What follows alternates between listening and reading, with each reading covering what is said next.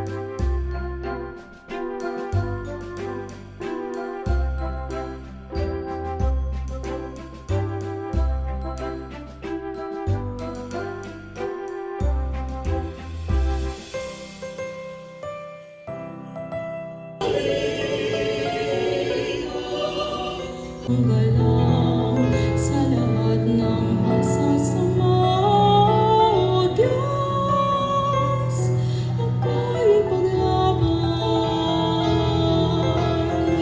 Ikaw ang papupurihan, ang iyong kapangyarihan. Panginoon, sa iyo inilagak ang pag-asa. Maliit pang bata ako, sa iyo'y may tiwala na. Sa simula at wala pa, wala akong inaasahan. Mag-iingat sa sarili kong bitangin, ikaw naman.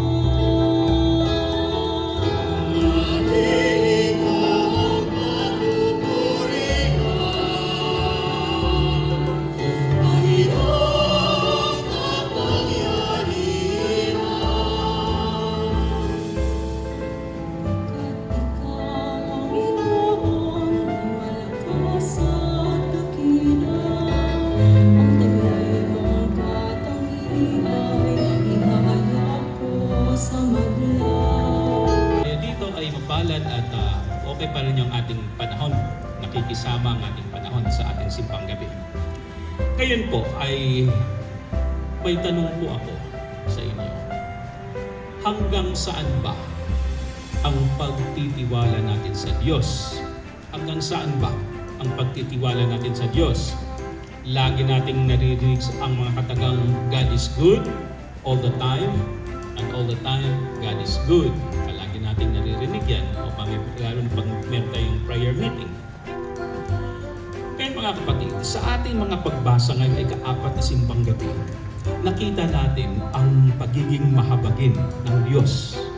Mahabagin ng Diyos. Sa unang pagbasa, narinig natin ang kwento ng asawa ni Manoah. Kahit baot siya, ay dinalaw siya ng anghel na nangakong magkakaanak siya. So nagkatotoo ang pinangako at pinangalan nila yung bata na Samson. Ngayon, sa Ebanghelyo, narinig naman natin ang kwento ni Zacarias at Elizabeth. Matandang mag-asawa na nilipasan na ng panahon para magkaanak. So hindi na talaga sila magkaanak dahil matanda na talaga. Sabi nga, nilipasan ng panahon. So tulad din ng Manoah at asawa nito, dumating, nagpakita ang anghel kay Zacarias para balitaan na magkakaanak siya. So salungat sa likas, nakapalaran nila bilang mga sawimpalad pagdating sa pag-aanak. Ngayon, mga kapatid, marami sa atin, ang nananalangin araw-araw. Marami sa atin nananalangin araw-araw. At lalo na ngayong simbang gabi na sana ay magkakaroon tayo ng kaginhawahan, maayos na kabuhayan, at sana ang kalusugan natin ay magkakaroon tayo ng mabuting kalusugan. At meron pa, nanalangin tayo na sana ay magkaroon ng pinunong may malasakit at katapatan. Okay? Katapatan na mamuno ng ating bansa. Yan ang palagi natin kasama sa ating panalangin yan araw-araw. Subalit, madalas parang walang kasagutan. Parang walang kasagutan. Nagdasal-dasal tayo araw-araw. Bakit ganito pa rin? Walang nangyayari. Hindi yata sinasagot ng Diyos ang ating panalangin. May pang isang kanta na natutulog ba ang Diyos? So, ngayon, tulad ni Zacarias at Elizabeth, madalas din tayo nagtataka. Okay? Nagtataka tayo. Narinig pa ba ng Diyos ang aking panalangin? Minsan, yan ang sinasabi natin. Nakikinig ba ang Diyos? Narinig ba ang ating dasal? Kung minsan nawawala na tayo ng yung pag-asa. Minsan pa nga, may nagsabi sa akin, Father, ayoko na magsimba. Ayoko na magdasal kasi hindi naman sinasagot yung yung aking mga panalangin, pinagdadasal. Ngayon, mga kapatid, sa Ebanghelyo, narinig natin na nawala ng pananalig si Zacarias. At dahil dito, hindi siya nakapagsalita at umuwi na lamang ng tahimik, naging pipi siya.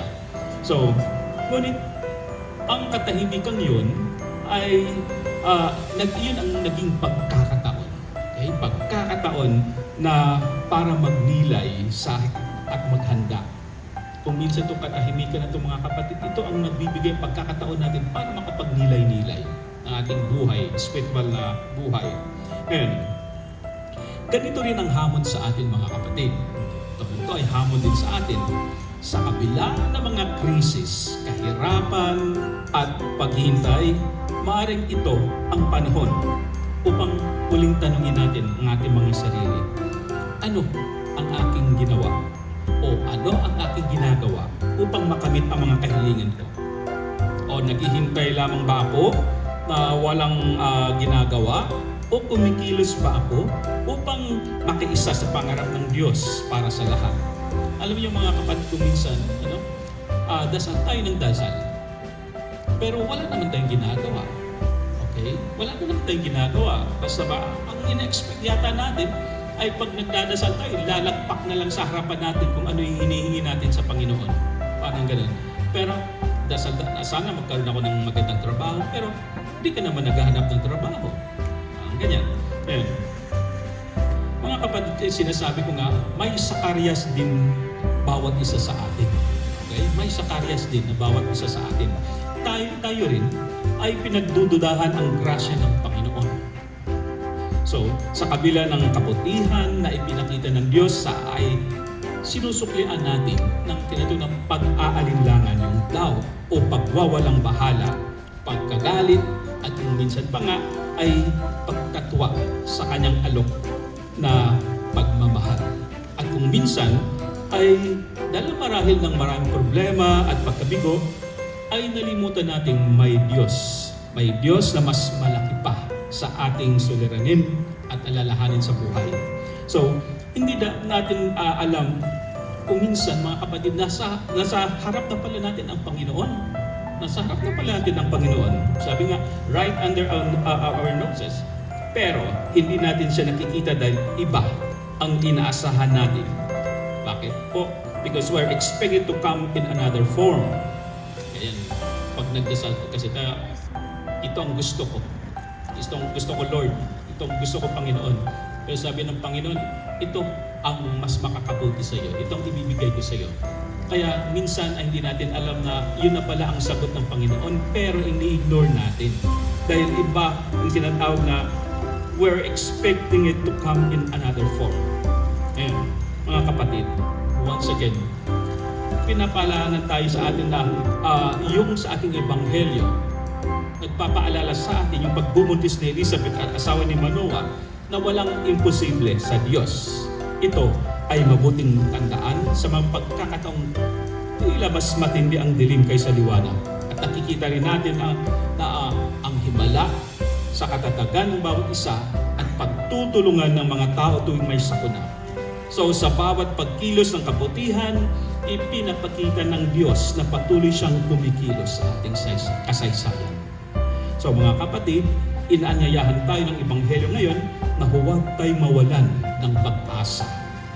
Okay? Mawalan ng pag-asa sa paghihintay. Ang katahimikan ng Diyos ay hindi kawalan ng pakikinig, kundi paghahanda sa higit na dakilang bagay. Higit na dakilang bagay. So, magtiwala tayo sa Kanya sapagkat may Diyos tayo na nakikiisa at nagmamalasakit sa atin.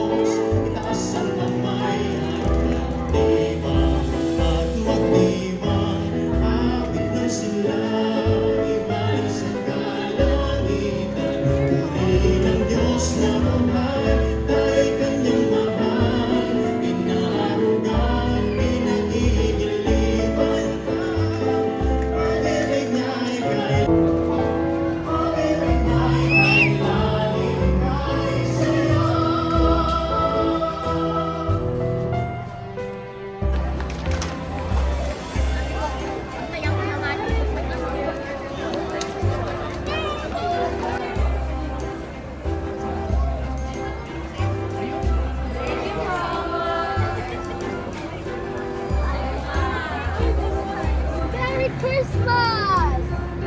Guys, Merry Christmas! Merry Christmas! Happy New Year po sa inyong lahat! Guys, naka 4 days na tayo sa simbang gabi. Kaya more blessing, more good health, and more happiness. Guys, maraming salamat po sa inyong panonood. Sana matapos natin ang 9 na araw sa simbang gabi. Kaya guys, hanggang sa susunod po, Heavenly Vlog. Bye-bye! Bye! Ayan po sila, oh. Yan, oh. Say hi! Say hi! Hi! Hi! Say it! Hi! Merry Hi! Christmas! Merry Christmas!